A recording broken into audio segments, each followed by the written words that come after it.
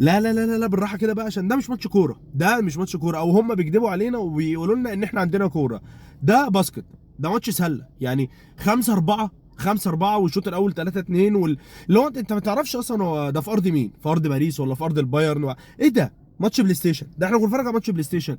احنا تعبنا واحنا بنتفرج يعني. انت لو انت قاعد بتتفرج كده هتلاقي نفسك تعبت. الحكم المفروض يجيبوا في ماتش زي ده حكمين، حكم الشوط الاول وحكم الشوط الثاني. الحكم عمال يروح ويجي يروح ويجي. ايه الماتش ده؟ قول لي امتى انت ممكن تتفرج على ماتش زي ده تاني؟ ماتش من باريس والبايرن، انت مبسوط وانت تتفرج. انت النهارده لو قلت لك ايه احسن ماتش هتشوفه في الموسم، هتقول لي ده، هتقول لي ماتش باريس والبايرن. ايه الماتش ده؟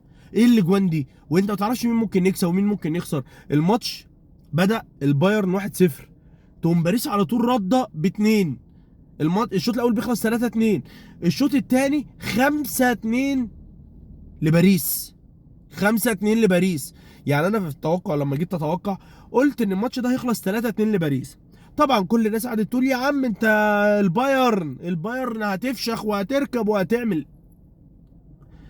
انت النهارده بعد ال 5-2 لو باريس كانت جابت السادس والسابع كنت هتستغرب؟ والله مش هتستغرب. على الاداء اللي احنا شفناه ده عادي باريس جدا تجيب السادس والسابع. لا، البايرن عادي، عادي بتلعب بره ارضها، خسرانه 5-2، البطوله بتروح منها خلاص، هيخرجوا، كل حاجه بتروح. اللعيبه ولا هم هنا، ولا هم هنا كانوا بيلعبوا حجز. يا باشا تعالى خد التالت في الرابع، وكانوا ممكن يجيبوا الخامس عادي. ايه ده؟ وبعدين سؤال رفيع بسيط عشان احنا مضحوك علينا والله. الناس دي بتتمرن بدني زينا؟ يعني دول عندهم بدني بيتمرنوا نفس التمرينات اللي بيتمرنوا بيعملوا كميه سبرنتات وسباقات سرعه اللي عملوها في الماتش ده احنا بنعملها عندنا في مصر في موسم كامل.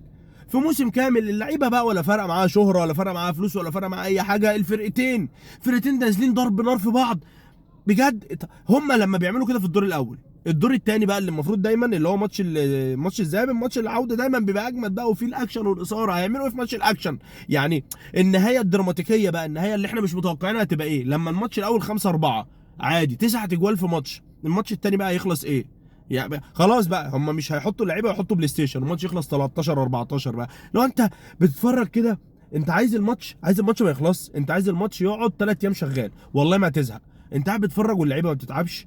يعني بيتصابوا بس اللعيبه غلول الاصابات ما بتتعبش، راحه جايه راحه جايه راحه جايه مفيش. اللي هو انت تقعد تتكلم فني وتكتيكات بقى وايه انت فاهم، والعمقين والقلبين والوينجات ومش عارف ايه. هتتعب من كتر الكلام. انت بص ركز واتفرج على الماتش واستمتع. انت مش هتشوف الكلام ده. تيجي بقى عندنا في مصر تتفرج على الكوره والله العظيم بجد هتلاقي احنا بنعمل اي حاجه الا اللي هم بيعملوها. بعدين سؤال بقى، في الماتشات اللي زي دي المفروض انت تلاقي واحد وحش، واحد جامد قوي، نجم الفريق، اوحش واحد في الفريق اللي بتتريق عليه. مفيش واحد من اللي نزلوا الاساسي والاحتياطي وحش. هات لي كده لاعب وحش، هات لي لاعب ما اداش كويس. الباكات جامدين، المدافعين جامدين، خطوط النص جامدين، الوينجات جامدين، المهاجمين جامدين. مفيش واحد وحش، مفيش واحد مش في يومه، مفيش واحد كده اللي هو ايه يحسسك ان هو قفلك من الماتش، قفلك من الفرق. مفيش. ده انت بتتفرج على ماتش كوره لو كاتبينه اللي هو احنا هنخلص 5-4 وكل واحد هيطلع احسن ما عنده، مش هيكتبوه بالطريقه دي. هيوروك ماتش احسن ماتش في الموسم اللي هو انت مش هتبقى متوقع. باريس تكسب البايرن دي اصلا حاجه مش هتيجي في دماغك. فتخيل بقى باريس بتجيب 5 تجوال في البايرن والبايرن ما بتسكتش بتجيب 4 تجوال في باريس. لو انا قلت لك توقع كده معايا ماتش العوده هيخلص كام، انت مش هتعرف. ولو توقعت اللي هو تبقى بتهبد. عادي ممكن نروح هناك باريس تكسب البايرن في ارضها عادي، وممكن البايرن تقوم جايبه 5 في باريس وباريس تجيب 2. طبعا اي حاجه متوقعه. معلش في لقطه بس عايزين نقولها. الجول اللي هو بتاع لويس دياز، الحكمه بعد ما لويس دياز جاب الجول الحكمه رفعت الرايه تمام. زعلنا كلنا. اصل بصراحه انت سواء بتشجع ده ولا ده بجد انت لازم تفرح بالكامباك وبالعوده والريمونتادا وتبقى مبسوط. واللي هو يا نهار ابيض اللي بتعملوه. الحكمه بوظت كل حاجه مترفعه. ايه قالت لك؟ جول اوف سايد. اول ما جه خطوط الفار على المطبخ ما تتحكميش انتوا مكانكم. بهزر طبعا علشان انا عارف الكلمه دي بتقفش.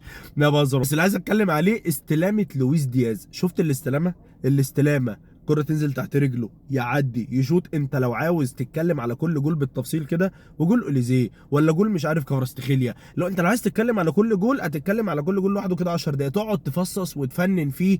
الباصه والاسيست والترقيصه والشوطه والحطه. بص وراك كوكتيل من كل حاجه، احسن حاجه ممكن تشوفها في الدنيا، انت مش هتشوف احسن من كده، مش هتشوف احسن من كده في الموسم. انا نفسي ماتش العوده ده يبقى بكره. طبعا هنروح بكره لماتش اتلتيكو وارسنال، كلاحه كرويه. ارسنال يجيب جول من كورنر، اتلتيكو يقعد يدافع بال 36 لعيب وبالمدافعين وبالجهاز الفني، وسومين ينزل ده. بص كلاحه. شفت الحلاوه بتاعت الماتش ده كله؟ شفت اجمل حاجه في الماتش بكره؟ يا راوي. يا عم حد يعمل هجمه، حد يشوط شوطه، حد يعمل كلاحه كرويه وغتاتة دفاعيه. هتشوف بكره اوسخ ماتش دفاعي في الدنيا. انت حليت النهارده، انت شفت كل الاجوال. بكره 0-0 او 1-0 بالعافيه.